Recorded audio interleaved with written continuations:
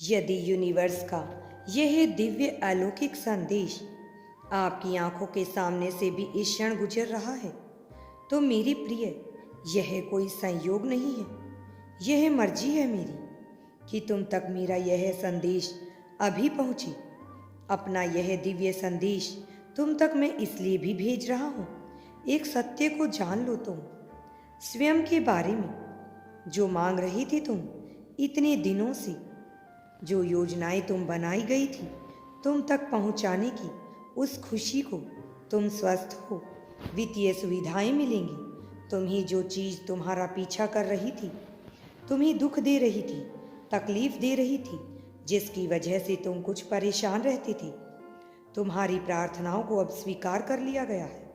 जब भी तुम प्रार्थना करते हो, कुछ द्वार खुलते हैं यूनिवर्स के। मेरी प्रिय, तुम विश्वास रखो।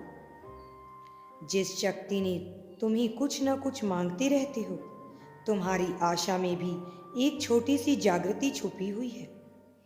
उत्तर जानते हो तुम किसी के भी हृदय में आसानी से उतर जाते हो। अब सफलता की ओर नित्य तुम परिश्रम के साथ कदम बढ़ा रही हो। तुम्हें सफलता शीघ्र ही प्राप्त होगी। यह बिल्कुल सही है।